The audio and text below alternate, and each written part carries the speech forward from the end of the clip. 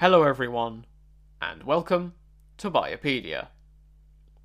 A few weeks ago, I was wrestling with a biomathematics question, which I thought would make an interesting episode idea.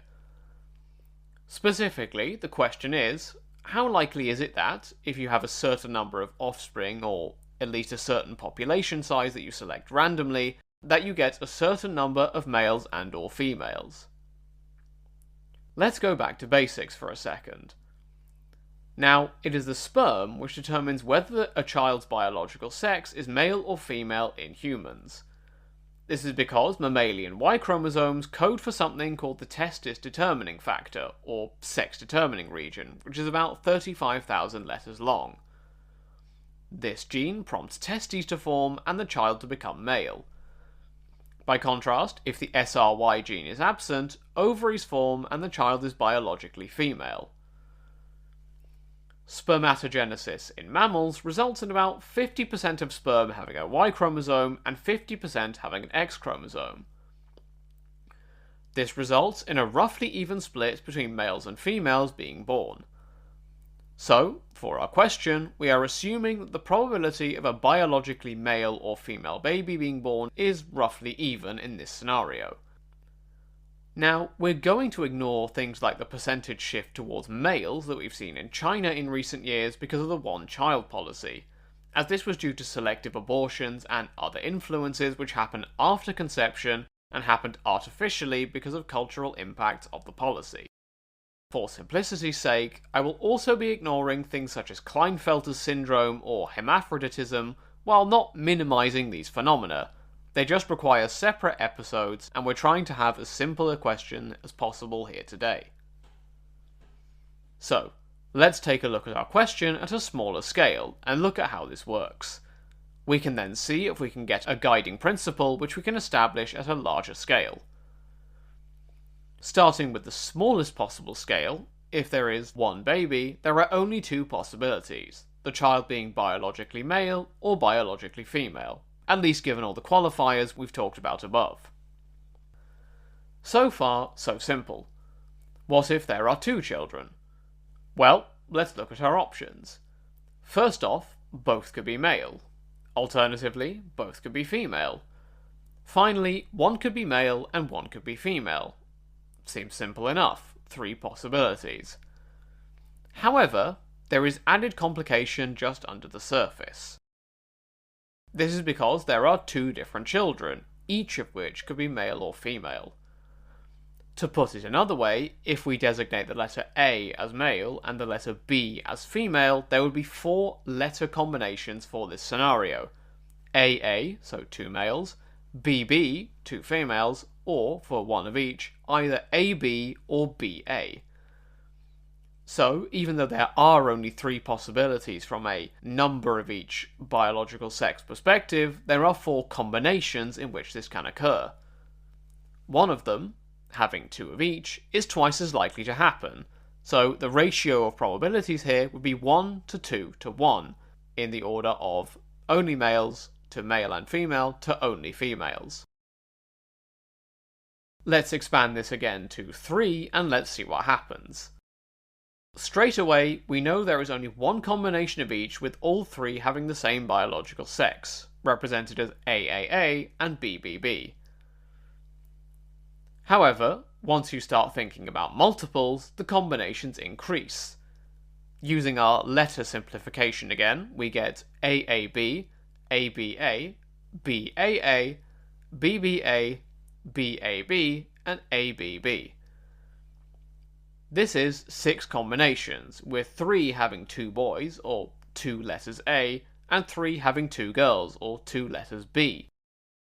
So, again, you have one combination with all 3 having the same, 3 combinations with 2 males, 3 combinations with 2 females, and 1 combination with all being male. So, the ratio this time is 1 to 3 to 3 to 1. Now, wait a minute. That seems familiar.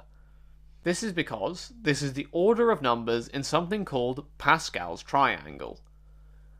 Now, this next bit is admittedly going to be complicated because I have to describe a visual mathematics concept in audio format, but hey, I'll do my best. Pascal's triangle is something used in binomial theorem, which we're not going to get into here because that's more for a maths podcast.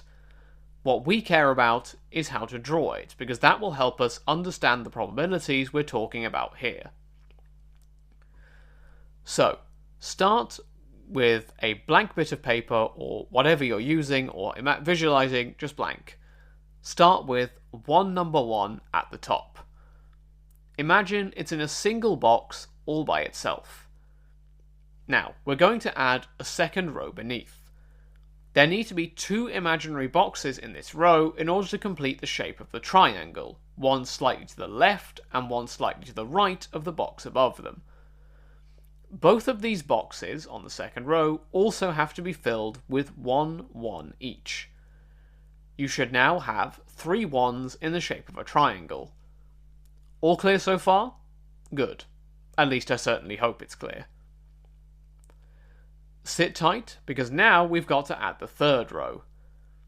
Now we have 3 boxes in this row, drawn underneath so that the middle box sits underneath both boxes on row 2, with the other 2 boxes on the left and the right on either side of it. You should end up, again, with the shape of a triangle, with the third row jutting out slightly on either side, and currently all 3 boxes unfilled. Yes? Excellent. Now, the numbers in this third row are not just 1s. It would be a bit of a boring triangle otherwise and not much use to anyone. Specifically, the numbers in the boxes on this third row are found by adding up the numbers in the boxes above them. Let's take the middle number in the third row, for example. We said earlier that this middle box sits next to both boxes above it in row 2. Now, because both numbers in the second row were 1s, the total in this middle box on the third row would be 1 plus 1, or rather 2. The numbers at the edges are, well, 1, because there's only one box directly above them, and it's just the number 1. So, the numbers in the third row you should end up with are, from left to right, 1, 2, and 1.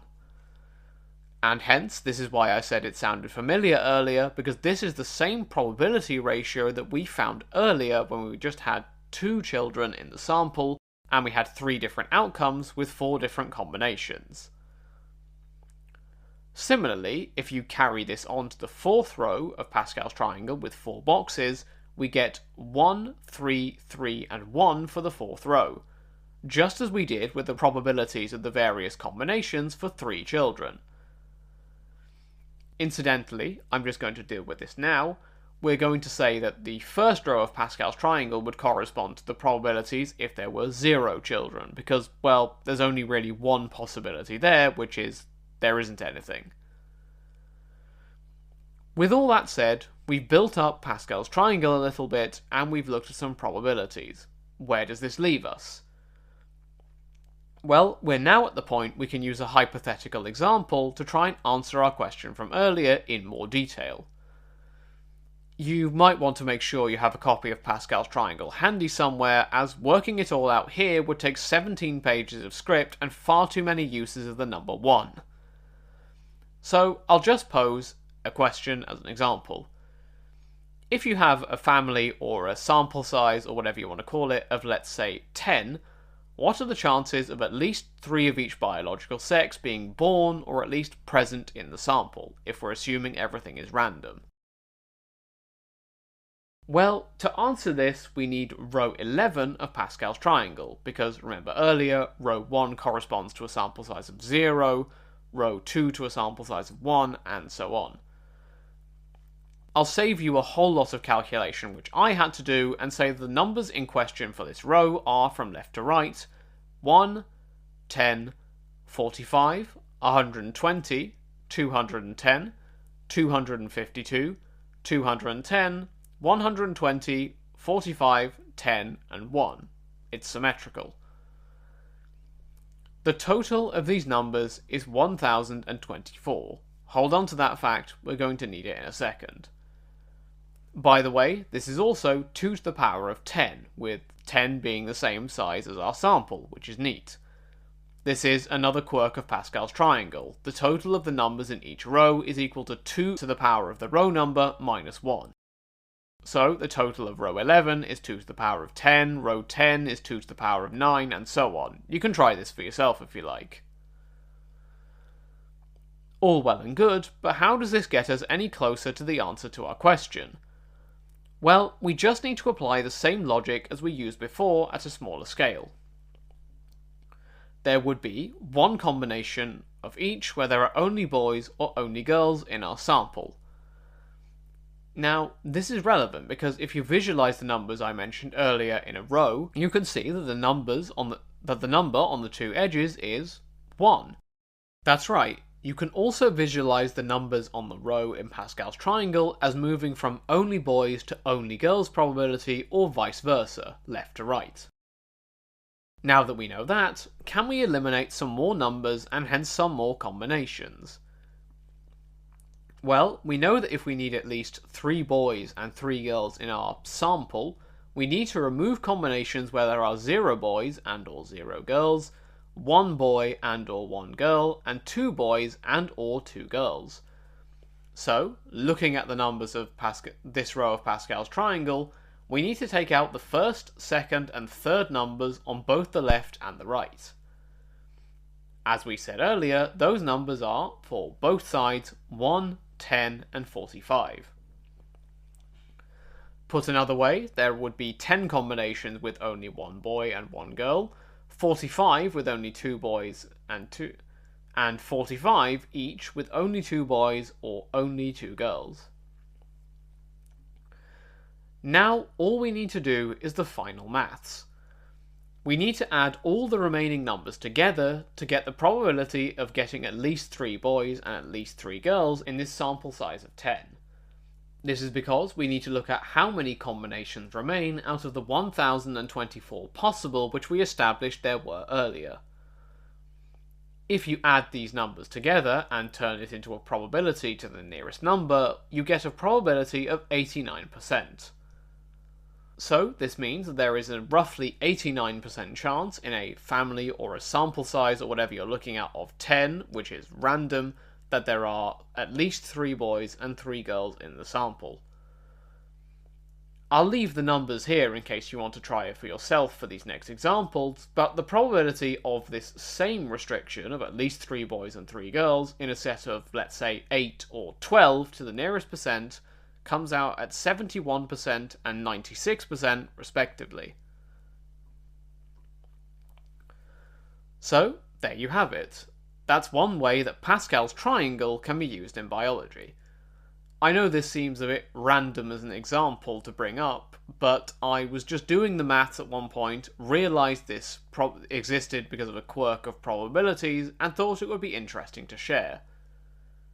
I'm sure there are other uses of Pascal's triangle or similar maths in biology, so if you know of any which would be interesting to cover, feel free to let me know at the show's email address. That brings us to the end of today's episode. As always, thank you all for listening. If you have any questions, comments, or topic suggestions for future episodes, feel free to get in touch at biopediapodcast@gmail.com. Until next time, have a great week, everyone.